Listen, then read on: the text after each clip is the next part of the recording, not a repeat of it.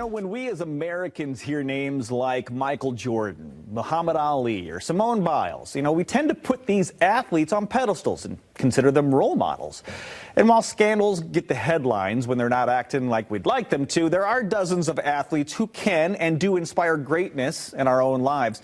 And our next guest has compiled over 100 inspiring stories from these athletes as he joins us this morning to share more. We've got author and Dr. Joseph Hodel. Joe Hodel. Hi, Joe. How are you? Doing great, thanks. I put the doctor in there because I saw you had a PhD. It is true. You earned those letters. Thanks for being here. True, but Joe is fine, thank you. All right, we'll just call you Joe. Joe and Todd talking about your book, which is, well, let's talk about your background, because you're really about character development, leadership, right? Let's talk a little bit about that before we dive into the book. Sure.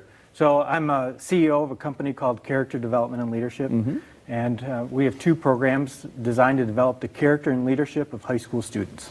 Okay. The first one, you think of it as like a leadership class, and that's used in about 3,500 high schools around the country.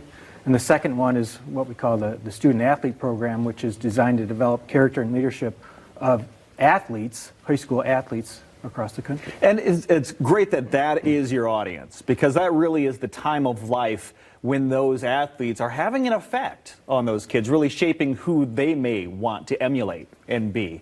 So that's what you do. So you decided, okay, I'm going to put a bunch of inspirational stories from these athletes to help encourage that behavior? Sure. So we have all these different ways of teaching character and leadership. Okay. But what I found is that if you really want to reach those kids, you have to give them people who have walked the face of the earth, who have exemplified those traits. So if you want to see what responsibility looks like, or respect or honesty, if you could show them people who've, like I said, walked the face of the earth, that gives them people to look up to and emulate. And we're looking at some of these. I mean, Tony Dungy, I mean, in my world, he's known as the good dad guy, right? I mean, He's really got that good dad project going. I got Serena Williams. You've got all of these major names, Magic Johnson. How did you choose? I mean, there are so many fantastic, incredible athletes out there. How did you choose which ones to include? And did you put all of them in one book? We actually have 3 sports role model books. Okay, so good. There's 34 in each one of the books. It's a complicated process, but there is no magical formula, because think of all the great athletes that have come throughout the last century, and only a small minority get in there. So you have to be a great athlete, but you also have to be a great person. Yeah, and that was really the defining factor. Okay, so not only a great person, but not only a great athlete, but a great person. Absolutely. And so this had to be fun for you to just dive into these athletes' lives to find out what they were doing off the field or off the court. Do you have any favorites? No. Well, I've got a lot of favorites. I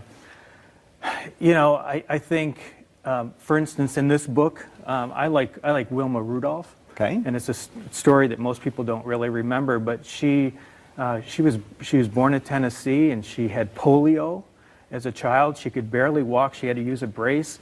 And when they took the brace off her when she was 11, she was in the Olympics when she was 16. And at the age of 20, she won 3 gold medals.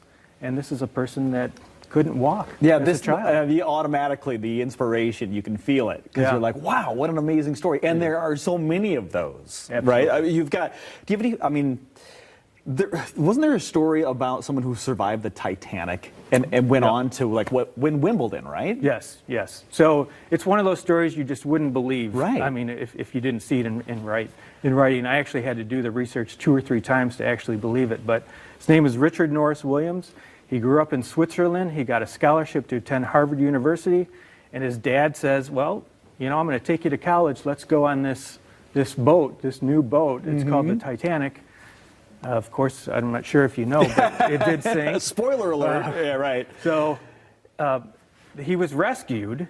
He was rescued. His father was actually killed by one of the smokestacks that came down on him. Wow.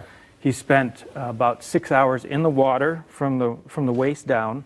And the doctor on the Carpathia said, we're going to have to cut off those legs. And he said, sorry, doc, I'm going to need those legs. And about 8 weeks later, he won the U.S. Open. He went on to win Wimbledon.